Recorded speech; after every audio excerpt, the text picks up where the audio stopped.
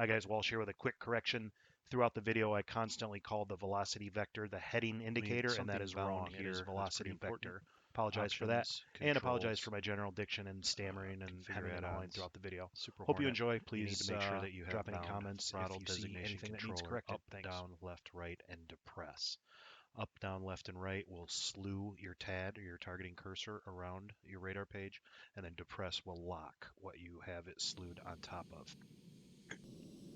All right, we're going to make a Maverick attack here. We're going to use the AGM-65G. This is the non-laser guided variant of the Maverick. It requires a contrast lock in order to fire. So for the sake of Arma, what that means is it requires heat or a hot target to fire on, to lock actually, and then to fire on. Whether that be an engine from a vehicle that's been driving for a while or guns on a vehicle heated up from fighting for a while, you need some source of heat in order to do it. Let's get set up in the office here. We're going to go air to ground master mode. Now in our left DDI, we're going to box Mav G once and twice. That brings the left DDI into the Maverick Seeker page. This is an indication of what the Maverick Seeker head is looking at. The smaller cross in the center is exactly what the optical sensor or the eye in the optical sensor on the Maverick itself is looking at. And that may be offset somewhere on the screen to the left or right, up here or down there. That just means that it's looking within the confines of the sensor at one quadrant or another. It's where you've got it looking at. The bracket on the outside here is the field of view. Right now we're in wide field of view indicated by the brackets, or zoomed out mode. You can use this OSB here to zoom into narrow or zoomed in field of view as desired. The cross that extends all the way on the DDI, up and down, left and right. As you can see, it's not solid right now. When we do have a positive lock, that cross will be solid all the way through. All right, we're going to switch our right DDI to our ground attack radar, and we're going to make our ground attack radar soy, indicated by that diamond there, so that we can manipulate the TAD. All right, and we'll turn back in towards the target area, try and get some targets up on our radar. We're going to lock one, pause for a moment, talk about the symbology on the HUD, then we'll prosecute the attack.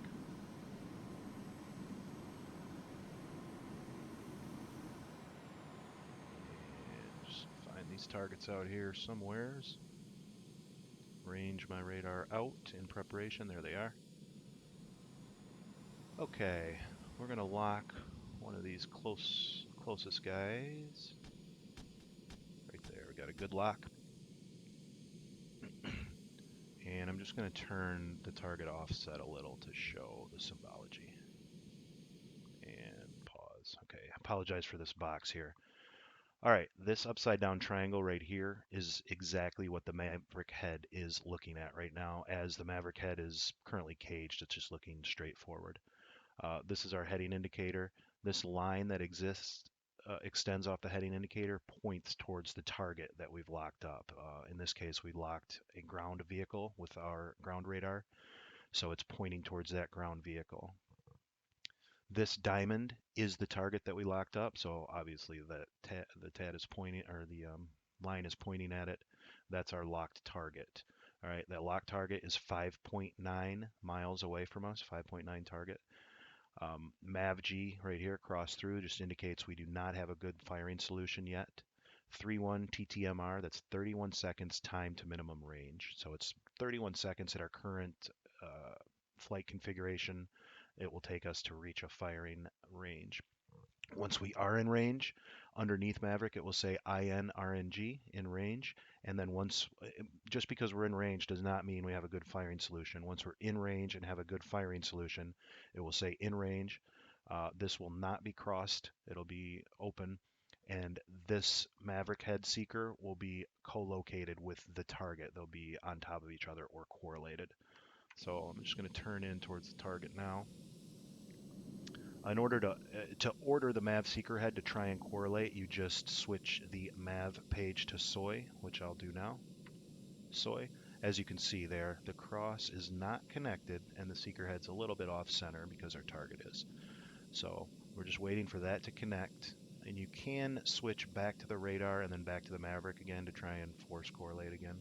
There we go. Just pause for a sec. As you can see, we do have the cross there on our left DDI.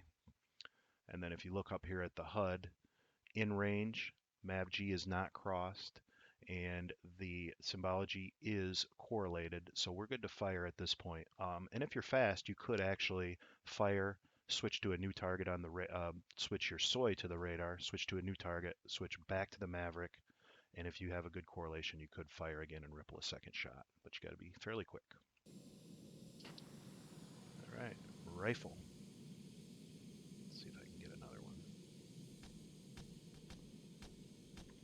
Yep, and I did get lucky. I got another one locked, another shot off. Nope, I locked the same guy, didn't I? There's impact on the first guy.